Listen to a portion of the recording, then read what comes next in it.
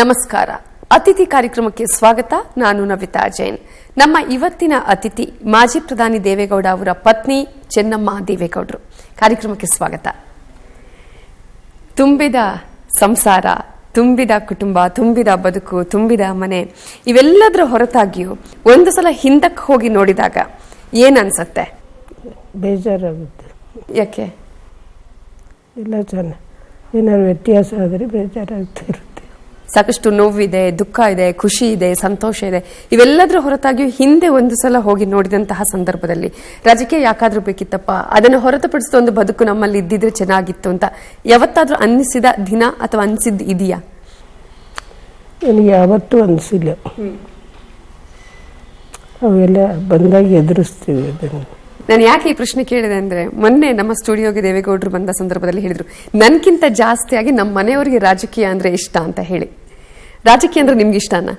ರಾಜಕೀಯ ಅವರು ಜನಗಳಿಗೆಲ್ಲ ಮಾಡ್ತಿರಲ್ಲ, ತೊಂದರೆಗಳು ಕಷ್ಟಗಳು ಎಲ್ಲ ನೋಡಿಕೊಂಡು ಅವ್ರು ಒಳ್ಳೆ ಇದರಲ್ಲಿ ಹೋಗ್ತಾರೆ. ಅದರಿಂದ ನನಗೆ ಸಂತೋಷ ಆಗುತ್ತೆ. ಅವರ ರಾಜಕೀಯದ ಪ್ರತಿ ಹೆಜ್ಜೆಯಲ್ಲೂ ಕೂಡ ನೀವಿದ್ದೀರಿ, ಅವರಿಗೆ ಜೊತೆಯಾಗಿದ್ದೀರಿ. ಇರ್ತೀನಿ. ಮೊನ್ನೆ ಕೂಡ ನಾವು ಕೇಳಿದ್ವಿ, ಕುಮಾರಸ್ವಾಮಿ ಅವರ ವಿಷಯಕ್ಕೆ ಬಂದ ಸಂದರ್ಭದಲ್ಲಿ ಸಿದ್ದರಾಮಯ್ಯ ಅವರು ದೇವೇಗೌಡರ ಮೇಲೆ ಆಣೆ ಪ್ರಮಾಣ ಮಾಡುವಂತಹ ಸನ್ನಿವೇಶ ಇತ್ತು. ನೀವು ದೇವರನ್ನ ನಂಬುವವರು, ಜಾಸ್ತಿಯಾಗಿ ಪೂಜೆ ಪುನಸ್ಕಾರ ಮಾಡುವವರು. ಇದನ್ನ ಕೇಳಿದ ತಕ್ಷಣ ಏನಿಸ್ತು ನಿಮ್ಗೆ? ಬೇಜಾರಾಗುತ್ತೆ. ದೇವೇಗೌಡರ ಮೇಲೆ ನಾವು ನೋಡಿರ್ಲಿಲ್ಲ ಅಂತ ಹೇಳಿದ್ರು. ನನಗೆ ಹೆಗ್ಡೆ ಅಂತ ಇವರೇ ಕರ್ಕೊಂಡು ಬಂದು ಎಲ್ಲ ಒಂದು ಮೊದಲನೇ ಸಾರಿ ಗೆದ್ದಿದ್ದಷ್ಟೇ. ಆಗ ಇವ್ರಿಗೂ ಜೊತೆ ಸೇರಿಕೊಂಡು ಎಲೆಕ್ಷನಲ್ಲಿ ಮೊದಲನೇ ಸಾರಿ ಗೆದ್ದರು. ಇಲ್ಲಿ ನಮ್ಮ ಜೊತೆಯಲ್ಲಿ ಮೈಸೂರಿಂದ ಇಲ್ಲಿ ಹೆಂಡತಿ ಅವರು ಎಲ್ಲ ಬಂದರು. ಅಯ್ಯೋ, ಅವರು ಹೋರಾಟ ಮಾಡಿ ಅವ್ರನ್ನ ಮಿನಿಸ್ಟ್ರು ಮಾಡಿದರು. ಅವ್ರು ನೆನೆಸ್ಕೊಳ್ಳಿಲ್ಲ. ಅವರು ಹೆಗಡೆ ಹೆಸರು ಹೇಳಿ ಇವ್ರನ್ನ ಬಾಯಿ ಬಂದಂಗೆಲ್ಲ ಬೈದರು. ಅದೆಲ್ಲ ಬೇಜಾರಾಗುತ್ತೆ. ಆಣೆ ಪ್ರಮಾಣ ಮಾಡಿದ ಅಥವಾ ಆ ಒಂದು ವಿಷಯ ತುಂಬಾ ಸೆನ್ಸಿಟಿವ್ ವಿಷಯ ಅಂತ ಹೇಳಿ ಆ ಸಂದರ್ಭದಲ್ಲಿ ಒಂಥರ ಆತಂಕ ಆಗಿದ್ದಿದೆಯಾ? ಅದಕ್ಕೇನು ಮಾಡೋಕ್ಕಾಗಲ್ಲ ಬಿಡಿ. ಅದೆಲ್ಲ ಬರ್ತಾ ಇರುತ್ತೆ, ಅದಕ್ಕೆಲ್ಲ ಸಹಿಸ್ಕೊಂಡು ನಾವೇನು ಮಾಡೋಕ್ಕಾಗಲ್ಲ ಅವ್ರನ್ನ. ಅಂತ ಸಂದರ್ಭದಲ್ಲಿ ಏನಾದ್ರು ಪೂಜೆ ಮಾಡಿಸಿದ್ದು ಅಥವಾ ದೇವ್ರ ನೆನೆಸಿದ್ದು ಇದೆಯಾ? ನೀವಾಗಿರ್ಬೋದು, ಅವ್ರಾಗಿರ್ಬೋದು? ಮಾಮೂಲಿ ದೇವ್ರು ನೆನೆಸ್ಕೊಳ್ಳೋದು, ಪೂಜೆ ಮಾಡೋದು. ಅವರು ಅಷ್ಟೇ. ಅವರು ಅದು ಬಿಟ್ಬಿಡ್ತಾರೆ. ಅವರೆಲ್ಲ ಏನಂದ್ರು, ಏನು ಮಾಡಿದ್ರು, ಅವ್ರ ಸ್ವಭಾವ ಎಲ್ಲ ಬಿಡಿ ಅಂತ ಅವರಿದು ಅವ್ರ ಕೆಲಸದ ಅವ್ರು ಮಾಡ್ಬೋದು. ಕರ್ತವ್ಯ ಎಲ್ಲ ಮಾಡ್ತಾರೆ. ಯಾರನ್ನು ಮತ್ತೆ ಬೈಯಕ್ಕೆ ಹೋಗಲ್ಲ. ನಾವೇನಾದರೂ ಬೇಜಾರಾಗಿ ನೀವು ಇಷ್ಟೆಲ್ಲ ಮಾಡಿ ಹೀಗೆ ಅಂದರೂ ಪರವಾಗಿಲ್ಲ ಅಂತ ಯಾರನ್ನು ಬೈಯೋದಿಲ್ಲ. ಅವ್ರ ಕೈಲಿ ಬಯಸ್ಕೊತಾರೆ ಅಷ್ಟೇ. ಅನಿತಾ ಕುಮಾರಸ್ವಾಮಿ ಅವರಿಗೆ ಚಾನ್ಸ್ ಕೊಡಬೇಕಾಗಿತ್ತು, ಪ್ರಜ್ವಲ್ ರೇವಣ್ಣ ಅವರಿಗೆ ಚಾನ್ಸ್ ಕೊಡಬೇಕಾಗಿತ್ತು ಅಂತ ಸಾಕಷ್ಟು ಒತ್ತಡಗಳು ಕೇಳಿ ಬಂತು. ಏನ್ ಅನ್ಸುತ್ತೆ ನಿಮ್ಗೆ ಈ ಸಲದ ಈ ಚುನಾವಣೆಯಲ್ಲಿ ಇಬ್ಬರೇ ನಿಂತಿದ್ದು ಒಳ್ಳೇದು ಅಂತ ಅನ್ಸುತ್ತಾ? ಈ ತಂತ್ರಗಾರಿಕೆ ಕರೆಕ್ಟ್ ಅನ್ಸುತ್ತಾ? ಹೌದು, ಇಬ್ಬರೇ ನಿಂತಿದ್ದು ಒಳ್ಳೇದು ಅನ್ಸುತ್ತೆ. ಅವ್ರು ಇನ್ನೂ ಚಿಕ್ಕ ಹುಡುಗ ಗೊತ್ತಾಗಲ್ಲ. ಬೇರೆಯವರೆಲ್ಲ ಒಬ್ಬರು ಇಬ್ಬರು ಅಂತ 3 ಜನ 4 ಜನ ಅಂತ ಏನೋ ಒಂದೊಂದು ಮಾತಾಡ್ತಾರೆ. ಅದಕ್ಕೆಲ್ಲ ಯಾತಕ್ಕೆ ಬೇಕಿಲ್ಲ, ಅವರಿಬ್ಬರೇ ಸಾಕು ಅನ್ಸುತ್ತೆ. ಕುಟುಂಬ ರಾಜಕಾರಣ ಅಂತ ಯಾವಾಗ್ಲೂ ಹೇಳ್ತಾ ಇರ್ತಾರೆ ಅಂತ ಹೇಳಿ, ಅದನ್ನ ತಡೆಯುವ ನಿಟ್ಟಿನಲ್ಲಿ ಇದು ಸಾಕು, ಇಬ್ಬರೇ ನಿಲ್ಲೋದು ಸಾಕು ಅಂತ. ಹೌದು. ದೇವೇಗೌಡರ ಒಪ್ಪಿಗೆ ಇತ್ತಾ ಇದಕ್ಕೆ ಮೊದ್ಲಿಂದಲೂ? ಹೌದು, ಅವ್ರಿಗೂ ಇತ್ತು. ಈ ಸ್ವಲ್ಪ ಮೊಮ್ಮಗ ನಿಲ್ಲಿಸ್ಬೇಕು ಅನ್ನೋ ಇತ್ತು ಅವ್ರಿಗೆ. ಪ್ರಜ್ವಲ್ ರೇವಣ್ಣ ಅವರು ಸಾಕಷ್ಟು ಓಡಾಟವನ್ನ ಮಾಡಿದ್ರು ಅಥವಾ ನಿಲ್ಲಬೇಕು ಅನ್ನುವಂಥ ಪ್ರಯತ್ನ ಮಾಡಿದ್ರು RR ನಗರದಿಂದ ಅಂತ ಹೇಳಿ. ಕೋಪ ಬಂತು ಅವರಿಗೆ ಅಥವಾ ಮಾತನಾಡಿದ್ರು, ಸೂಟ್ಕೇಸ್ ವಿಷಯಗಳೆಲ್ಲ ಮಾತನಾಡಿದ್ರು. ಏನ್ ಅನ್ಸುತ್ತೆ ಅಂದ್ರೆ, ಚಿಕ್ಕ ಹುಡುಗ ಅವ್ರಿಗೆ ಗೊತ್ತಾಗಲ್ಲ, ಅದರಿಂದ ಬೇಡಪ್ಪ ಅಂತ ಹೇಳ್ಬೇಕಷ್ಟೇ. ಹುಡುಗ ಬುದ್ಧಿ ಅಂತ ಅನ್ಸುತ್ತೆ. ಹೌದು. ಈಗ ಮೆಚೂರ್ ಆಗಿದ್ದಾರೆ ಅಂತ ಅನ್ಸೋದಿಲ್ವಾ? ಅಥವಾ ಸಾಕಷ್ಟು ಓಡಾಟ ಮಾಡಿದ್ದಾರೆ, ಒಂದ್ಸಲ ಈ ಸಲ ಎಲೆಕ್ಷನ್ ಅಲ್ಲಿ ಕೊಡಬಹುದಿತ್ತು, ಹುಡುಗನಿಗೆ ನೋಡಿ ಏನ್ ಮಾಡ್ತಾನೆ ಅನ್ನೋದನ್ನ ನೋಡಬಹುದಿತ್ತು ಅಂತ ಅನ್ಸಿಲ್ವಾ ಯಾವತ್ತು? ನಮ್ಗೆ ಅನ್ಸೋದಿಲ್ಲ.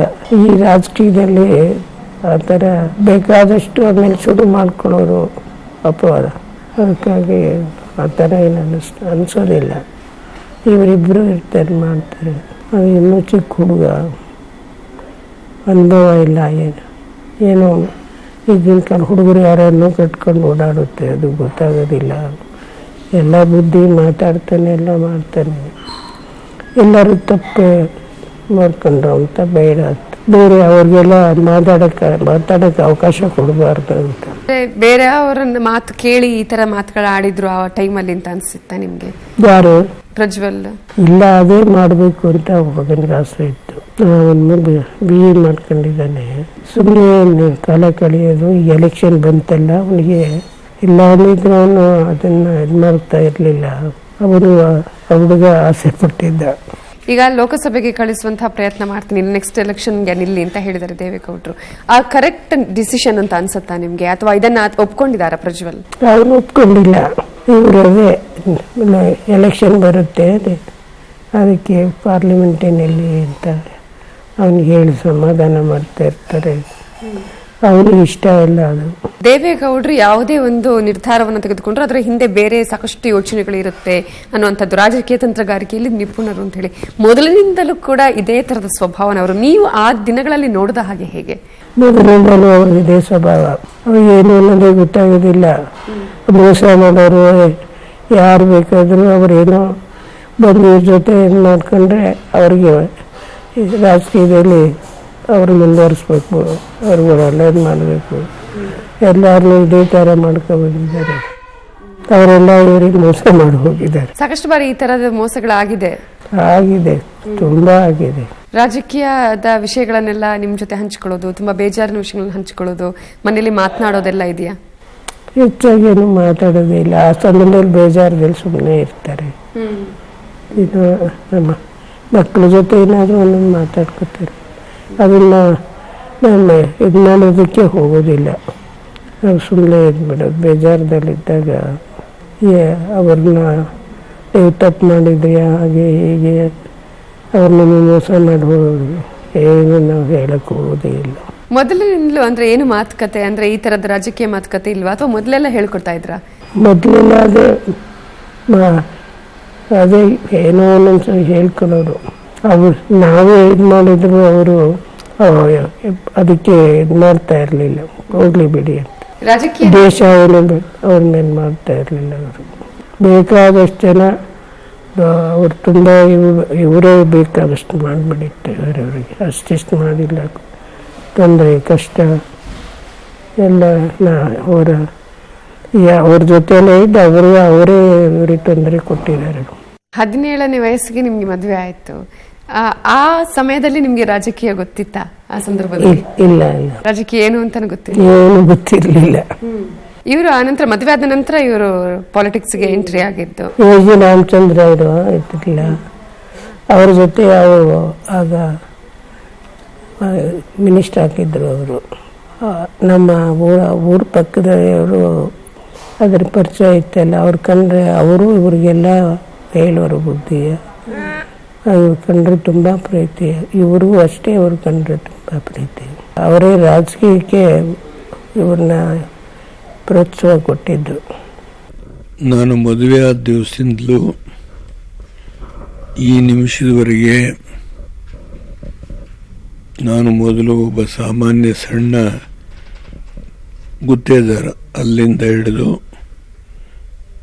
ರಾಜಕೀಯ ಪ್ರವೇಶ ಮಾಡುವವರೆಗೆ ಹಾಗೂ ರಾಜಕೀಯ ಪ್ರವೇಶ ಮಾಡಿದ ಮೇಲೆ ಇಲ್ಲಿಯವರೆಗೆ ಅವರು ಎಲ್ಲ ಸಂದರ್ಭದಲ್ಲೂ ನನ್ನ ಜೊತೆ ನಿಂತು ಅವರು ಸಂಪೂರ್ಣ ಸಹಕಾರ ಕೊಟ್ಟಿದ್ದರಿಂದನೇ ನಾನು ಈ ಹಂತಕ್ಕೆ ಬೆಳೀಲಿಕ್ಕೆ ಸಾಧ್ಯ ಆಯಿತು. ಅದರಿಂದ ಅವರು ಸಹಕಾರ ಕೊಡದೇ ಇದ್ದರೆ ಅನೇಕ ಘಟ್ಟದಲ್ಲಿ ನಾನು ತೊಂದರೆಗೆ ಈಡಾಗ್ತಾ ಇದ್ದೆ. ಅದೆಲ್ಲವೂ ಅವರು ನಿಭಾಯಿಸ್ಕೊಂಡು ಹೋಗ್ತಕ್ಕಂಥದ್ದಕ್ಕೆ ಅವ್ರು ಕೊಟ್ಟಿರೋ ಸಹಕಾರವೇ ಬಹಳ ಮುಖ್ಯ. ನಿಮ್ಗೆ ಯಾವತ್ತಾದ್ರೂ ರಾಜಕೀಯ ಬರಬೇಕು ಅಂತ ಅನಿಸಿದ್ದಿದೆಯಾ? ನನಗಿಲ್ಲ. ನನಗೆ ರಾಜಕೀಯ ಬೇಕಿಲ್ಲ, ಇಷ್ಟಪಡಲ್ಲ ನನಗೆ. ನಾವು ಹೋಗ್ಬೇಕು, ಅವರೇ ಮಾಡ್ತಾರೆ. ಈಗ ಮಕ್ಕಳು ಮಾಡ್ತಾ ಇದ್ದಾರೆ. ಕುಮಾರಸ್ವಾಮಿನೂ ಮಾಡ್ತಾರೆ. ಅವನು ಅಂದರೆ ಅದೇ ಸ್ವಲ್ಪ ದಿವಸ ಅವ್ರ ಜೊತೆ ಇದ್ದ. ಇವ್ರಿಗೆ ಬೇಜಾರಾಗಿದ್ದಾಗ ಅಂದ್ರೆ CM ಆಗಿದ್ದ ಸಂದರ್ಭ 20 ತಿಂಗಳ ಕಾಲ ಬಿಜೆಪಿ ಜೊತೆ ಹೋದಂತಹ ನಾವು ಯಾರು ಹೋಗ್ಲೇ ಇಲ್ಲ. ಅವನು ತಗೊಳ್ಳುವಾಗ ಓಟ್ ತಗೊಳ್ಳುವಾಗ ಹೋಗ್ಲೇ ಇಲ್ಲ. ಮನೇಲಿ ಯಾರೂ ಹೋಗ್ಲಿಲ್ಲ. ಅವರು ಇದು ಬೇಜಾರು ಮಾಡ್ಕೊಂಡು ಆರೋಗ್ಯನ ಕೆಡಿಸ್ಕೊಬಿಟ್ಟಿದ್ರು. ದೇವೇಗೌಡರು ಅದೇ ಇದು ನೋಡುವ. ಆಮೇಲೆ ನಮ್ಮ ಅಡಿದೀರು ಕರ್ಕೊಂಡೋಗಿ ರಾತ್ರಿ ಒಂದು ದಿವಸ ಅದೇ ಬೇಜಾರದಲ್ಲಿ ತುಂಬ ಸಫರ್ ಪಟ್ಕೊತಾ ಇದ್ರು.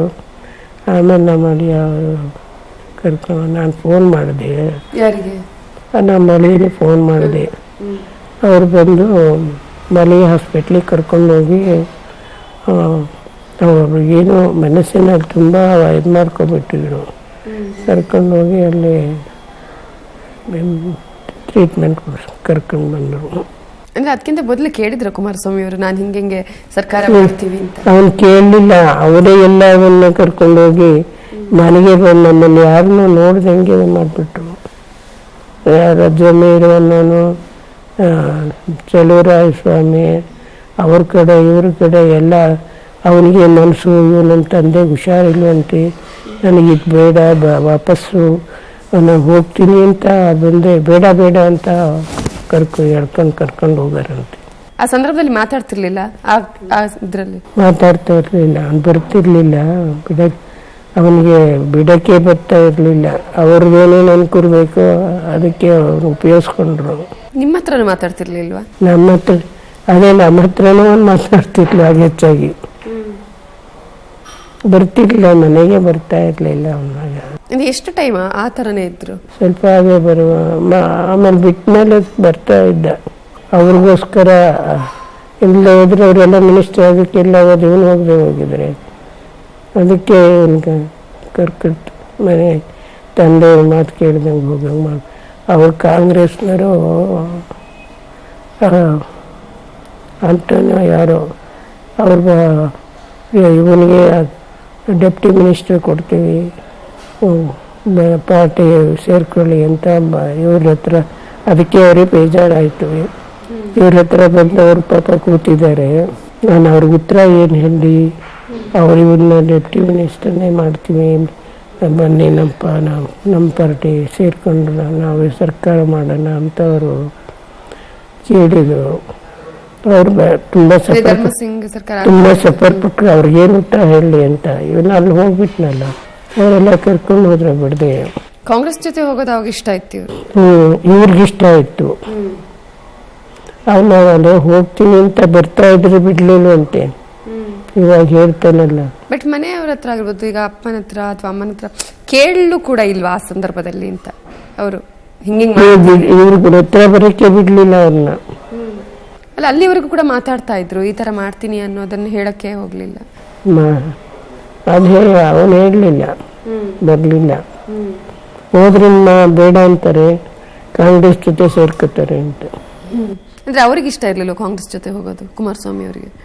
ಅವ್ರು ಒಂದ್ಸರಿ ಮೋಸ ಮಾಡಿದ್ರಲ್ಲ, ಇವ್ರಿಗೇನು ಕೆಲಸನೇ ಕೊಡ್ತಿರ್ಲಿಲ್ಲ, ಇವ್ರು ಹೇಳಿದ್ ಮಾಡ್ತಾ ಇರಲಿಲ್ಲ. ಅವ್ರದ್ದೇ ಅವ್ರ ಸರ್ಕಾರಕ್ಕೆ ಏನೋ ಎಲ್ಲ ಬೇಕಾದೆಲ್ಲ ಮಾಡ್ತಾ ಇದ್ರು. ಅದಕ್ಕೆ ಇಷ್ಟ ಇರಲಿಲ್ಲ ಅವನಿಗೆ. ಅಂದ್ರೆ ನಾವು ನೋಡ್ತೀವಿ ಸಾಕಷ್ಟು ಪೂಜೆ ಪುನಸ್ಗಳು ನೀವೆಲ್ಲರೂ ಕೂಡ ಮಾಡ್ತೀರಿ ನಿಮ್ಮ ಮನೆಯಲ್ಲಿ ಅಂತ ಹೇಳಿ. ದೈವ ಭಕ್ತಿನ ಅಥವಾ ದೈವ ಭಯನ? ಅದೇ ದೈವ ಭಕ್ತಿ. ನಾವು ಇದು ಅದು ವಿರೋಧವಾಗಿ ನೋಡ್ಕೊಂಡ್ರೆ ದೇವರು ನಮಗೆ ತೊಂದರೆ ಆಗುತ್ತೆ ಅಂತ ಆ ಥರದಲ್ಲಿ ಭಯ. ಎರಡು ಇದೆ, ಭಕ್ತಿ ಭಯ. ಅಂದ್ರೆ ಭಕ್ತಿ ಇದ್ದಲ್ಲಿ ಭಯ ಇರೋದಿಲ್ಲ ಅಂತ ಹೇಳ್ತಾರೆ. ಹೌದು, ಅದೇ ದೇವ್ರು ನಂಬ್ಕೊಂಡಿದ್ದೀವಿ, ನಮ್ಗೇನು ಭಯ. ಮಾಜಿ ಪ್ರಧಾನಿಗಳ ಪತ್ನಿ ನೀವು ಆ ಹಿಂದಿನ ಮದುವೆ ಆಗೋ ಸಂದರ್ಭದಲ್ಲಿ ಕೂಡ ನೀವು ಈ ಜಾತಕ ಅಥವಾ ಜ್ಯೋತಿಷ್ಯ ಅಥವಾ ಗಳಿಗೆ ಇವೆಲ್ಲ ನಂಬ್ತಾ ಇದ್ರ ಆ ಸಂದರ್ಭದಲ್ಲೇ? ನನಗೆ ಗೊತ್ತಿರ್ಲಿಲ್ಲ ಅದೇನು, ಇವರೇ ಅದೆಲ್ಲ ಅವ್ರು ಆಮೇಲೆ ಅದೆಲ್ಲ ಜಾತಕ ಇದು ಜಾತಕ ನಮ್ಮ ಬರ್ಸಿದ್ರು ಅವ್ರಿಗೆ. ಜಾತಕ ಇದೆ ಈಗಲೂ ಇದೆ. ಅಲ್ಲಿ ನಮ್ಮ ಊರ ಕಡೆ ಬ್ರಾಹ್ಮಣರು ಬರೆಯೋರಿದ್ದಾರೆ, ಅವ್ರ ಕೈಲಿ ಬರ್ಸಿದ್ರು. ಕಾಲದಲ್ಲಿ ಜಾತಕ ಇದೆ ಅವ್ರದ್ದು. ನನಗೆ ಜಾತಕ ಇಲ್ಲ. ನಿಮ್ಮ ಜಾತಕ ಇಲ್ಲ ಅಂದ್ರೆ ಮೊದ್ಲು ಇತ್ತ ಅಥವಾ ಈಗ ಇಲ್ಲ ಅಂತ? ಮೊದಲು ಇರಲಿಲ್ಲ. ನಮ್ಮ ದೊಡ್ಡಪ್ಪ ಯಾರೋ ಅವ್ರ ಜಾತಕ ಇತ್ತಂತೆ. ಅವ್ರಿಗೆ ಹುಷಾರಿಲ್ದಾಗ ನೋಡೋದಕ್ಕೆ ಅದು ಅವ್ರು ಬದುಕೋದಿಲ್ಲ ಅಂತ ಏನೋ ಇತ್ತಂತಲ್ಲ, ಆ ಥರ ಗಾಬರಿ ಬಂದ್ಬಿಡುತ್ತೆ ಅಂತ ನಮ್ಮ ಮನೇಲಿ ಯಾರಿಗೂ ಜಾತಕ ಬರೆಸ್ತಾ ಇರಲಿಲ್ಲ. ಮದುವೆ ಆಗೋ ಟೈಮಲ್ಲಿ ಜಾತಕ ನೋಡ್ತಾರೆ, ನಿಮ್ದು ಮದುವೆ ಆಗೋ ಟೈಮಲ್ಲಿ ಜಾತಕ ನೋಡಿಲ್ವೇ? ನಮ್ಮ ತಂದೆ ಪಟೇಲ್ರು ಅವರೇ ಇದೆಲ್ಲ ಬರೆಯೋರು, ಡೇಟ್ ಆಫ್ ಬರ್ತ್ ಎಲ್ಲ ಹುಟ್ಟಿದ್ದು ಎಲ್ಲರದ್ದು ಬರೆಯೋರು ನೋಡಿ ಹಾಗೆ. ಆಗ ಅವರು ಏನೋ ಬೇಜಾರದೆಲ್ಲ ಆಗ್ಲಿಂದ ಬರೆಸ್ತಿಲ್ಲ ಯಾರಿಗೂ. ನನ್ನ ಅಮ್ಮಂದು ಏನೋ ಬಂದಿತ್ತು ಅಷ್ಟೇ. ದೇವೇಗೌಡರದ್ದು ಇತ್ತು ಮೊದಲೇ? ಅವ್ರ ಮೊದಲೇ ಇತ್ತು, ಜಾತಕ ನೋಡ್ಕೊಂಡೆ ಮದುವೆ ಆಗಿದ್ದು. ರಾಜಕೀಯದ ಬಗ್ಗೆ ಏನಾದ್ರು ಇತ್ತಂತ ಅದ್ರಲ್ಲಿ? ಇತ್ತು ಇತ್ತು ಇತ್ತು ಇದು ಎಲ್ಲ ಚೆನ್ನಾಗಿ ಬರ್ದಿದ್ರು. ಈಗ ಏನೇನ್ ನಡೀತಾ ಇದ್ದು ಅದೆಲ್ಲ ಬರ್ದಿದ್ರು ಅವರು. ಅವ್ರ ಇಡೀ ಜೀವನದಲ್ಲಿ ಏನೇನು ಆಗಿದೆ ಇಲ್ಲಿವರೆಗೂ ಕೂಡ ಅವೆಲ್ಲ ಇದೆ. 70 ವರ್ಷದವರೆಗೆ ಬರ್ದಿದ್ರೇನು ಅದು ಇತ್ತಲ್ಲ. ಆದ್ರೆ ಆ ಡೇಟ್ ಪ್ರಕಾರ ಇಲ್ಲಿ ಬೇರೆ ಕಡೆ ಎಲ್ಲ ಕೇಳಿದ್ರು ಗೊತ್ತಾಗೋದು. ನಿಮ್ಮ ಜಾತಕ ಆಮೇಲೆ ಬರ್ಸ್ಕೊಳ್ಳುವ ಇಲ್ಲ ಇಲ್ಲ ಇಲ್ಲ ಇಲ್ಲದ್ರೆ ಅದ್ರಲ್ಲಿ ಇರ್ತಿತ್ತೇನು ಮಾಜಿ ಅಂದ್ರೆ ಪ್ರಧಾನಿಗಳ ಪತ್ನಿ ಆಗುವ ಯೋಗ ಇದೆ ಅಂತೇಳಿ?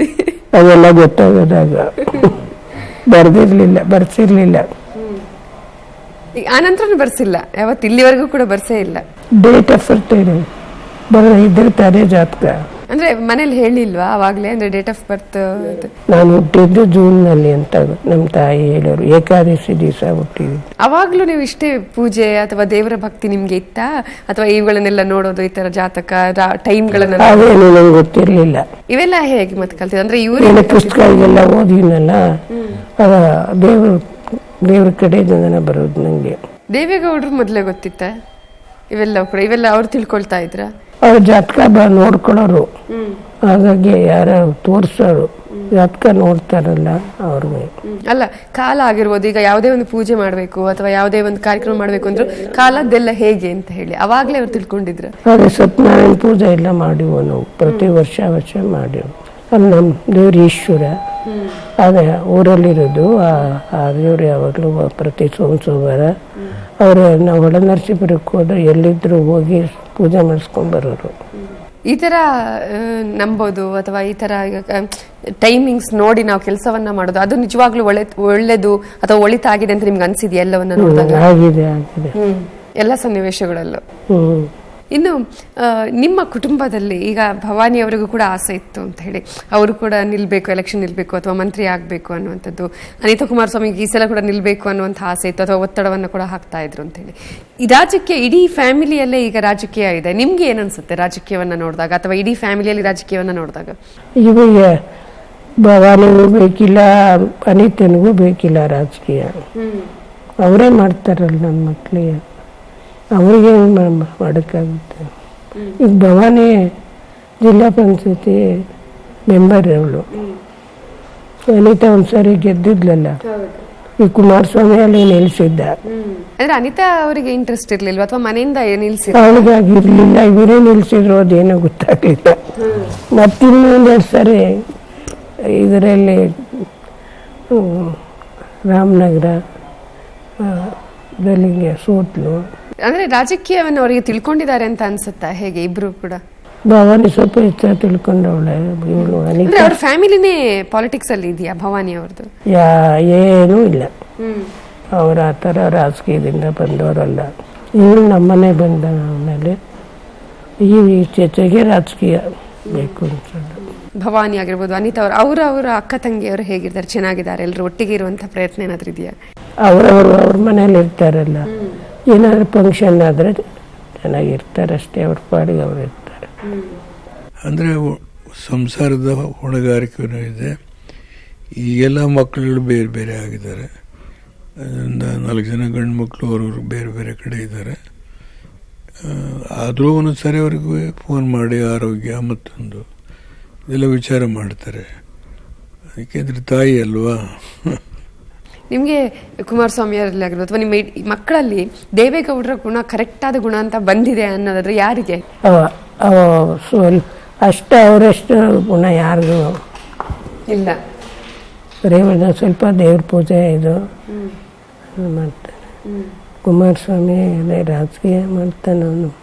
ದೇವೇಗೌಡರು ಕೋಪ ಮಾಡ್ಕೊಂಡಿದ್ದಿದ್ಯಾ ಅಥವಾ ನಾವು ನೋಡ್ದಂಗೆ ಯಾರಾದ್ರೂ ದೇವೇಗೌಡರು ಕೋಪ ಬಂದಾಗ ಬೈತಾರೆ, ಅವ್ರು ಕೆಲವೊಂದು ಸಲ ಬೈಯುವಂಥದ್ದಿದೆ. ಅದನ್ನು ಹೊರತುಪಡಿಸಿ ಅವ್ರ ಕೋಪ ಬಂದಾಗ ಏನ್ ಮಾಡ್ತಾರೆ? ಮಾಡ್ಕೊತಾರೆ. ನಾವೆಲ್ಲ ಅರ್ಥ ಮಾಡ್ಕೊತೀವಿ ಅವ್ರು ಹೇಗಿದ್ದಾರೆ ಅಂತ ನೋಡೋದು. ಅವ್ರ ಮನಸ್ಸು ಹೇಗಿದೆ, ಸಂತೋಷವಾಗಿರೋದು, ಬೇಜಾರಿರೋದು ನೋಡ್ಕೊತೀವಿ. ಅಂದ್ರೆ ಕೋಪ ಬಂದಾಗ ಬೈಯೋದು ಹೊರತುಪಡಿಸಿ ಬೇರೆ ಏನು ಅಂದ್ರೆ ಸುಮ್ಮನೆ ಇರ್ತಾರೆ? ಯಾರನ್ನೂ ಬೈಯೋದಿಲ್ಲ, ಮನಸ್ಸಿನಲ್ಲೇ ಇದು ಮಾಡ್ಕೊತಾರೆ.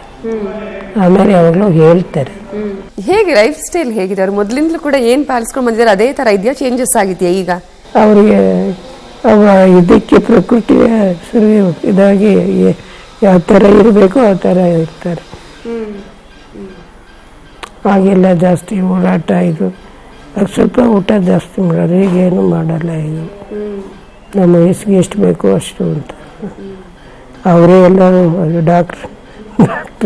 ನಮ್ಮ ಹಳಿದಿರಲ್ಲ ಡಾಕ್ಟ್ರಲ್ಲ, ಡಾಕ್ಟರ್ ಮಾತು ಕೇಳಲ್ಲ. ಯಾವುದು ಕೇಳಬೇಕು ಅದು ಕೇಳ್ತಾರೆ, ಬಾಕಿ ಕೇಳೋದಿಲ್ಲ. ನಾವು ನೋಡಿದ್ವಿ ಮೊನ್ನೆ ಕೂಡ ಶ್ರಾವಣಬೆಳಗೊಳದಲ್ಲಿ ಮಸ್ತಕಾಭಿಷೇಕ ಆ ಟೈಮಲ್ಲೂ ಕೂಡ ಅಷ್ಟು ಮೆಟ್ಲುಗಳನ್ನು ಕೂಡ ಹತ್ತಿ ನಡ್ಕೊಂಡ್ ಬಂದಿದೆ, ಅಲ್ಲಿ ಇಳಿದು ಬಂದಿದ್ದಾರೆ ಅವರೇ ಅಂತ. ಹೌದು, ಇಳಿಯೋದು ಅವರೇ. ನಾನು ಹೋಗ್ತೀನಿ ಅಂತ ಹೋಗ್ತಾ ಇದ್ದೆ, ಇದೆಲ್ಲ ಬಾ ಬೇಡ ಅಂತ ಬಿಟ್ಟೋದು. ನನಗಾಗ್ತಾ ಇರಲಿಲ್ಲ.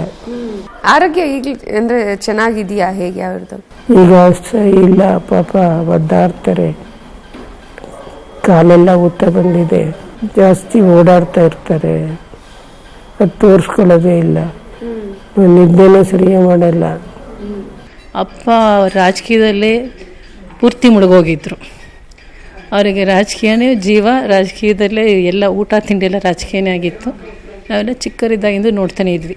ಅವರು ಸಂಸಾರಕ್ಕೆ, ಮಕ್ಕಳಿಗೆ, ಹೆಂಡತಿಗೆ ಅಂತ ಸಮಯ ಕೊಟ್ಟಿದ್ದೇ ಕಡಿಮೆ. ನನಗೀಗಲೂ ನೆನಪಿಲ್ಲ, ಹೆಚ್ಚು ಸಮಯ ನಾವು ಅಮ್ಮನ ಜೊತೆನೇ ಬೆಳೆದಿದ್ದೀವಿ. ಆದರೆ ಅಮ್ಮ ಯಾವಾಗಲೂ ಹೊರಗಡೆ ಎಲ್ಲೂ ಹೋಗ್ತಿರ್ಲಿಲ್ಲ.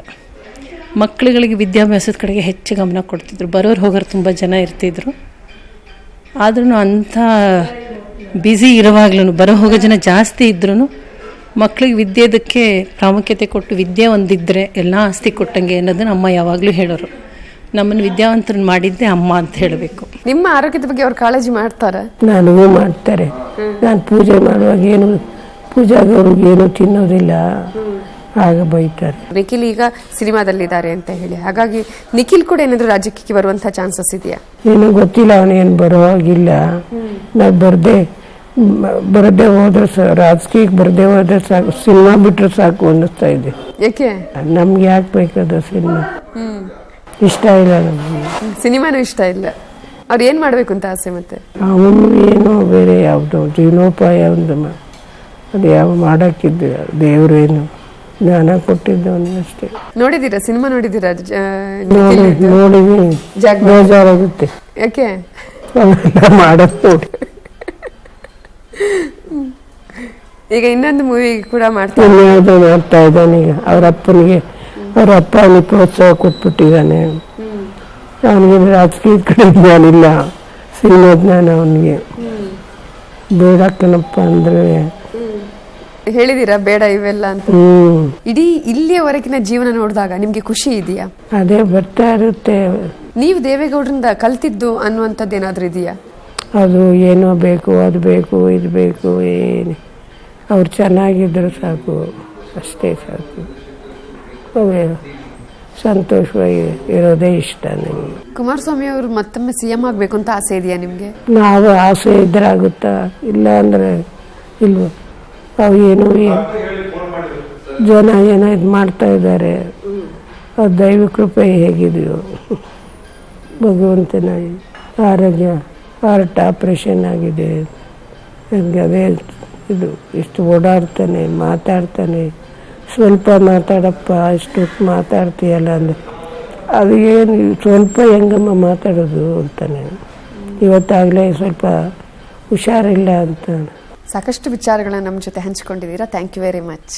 ನೀವೆಲ್ಲ ಕೇಳಿದ್ರಿ, ಯಾವ ಸರಿನೂ ತಪ್ಪು ನಿಮ್ಮ ಜೊತೆ ಮಾತಾಡಿದ್ದೀನಿ. ನನಗೆ ಇಷ್ಟೆಲ್ಲ ಕೇಳಿದ್ರಲ್ಲ, ನನಗೆ ತುಂಬ ಸಂತೋಷ ಆಯಿತು. ತುಂಬ ನಿಮ್ಮ ಮಾತು ನೋಡಿ ನನಗೆ ಖುಷಿ ಆಯಿತು. ನನಗೆ ಥ್ಯಾಂಕ್ ಯು. ಇದು ಇವತ್ತಿನ ಅತಿಥಿ. ನೋಡ್ತಾ ಇರಿ ನ್ಯೂಸ್ 18 ಕನ್ನಡ. ಜಾಲ ನಮ್ಮದು, ಬಲ ನಿಮ್ಮದು.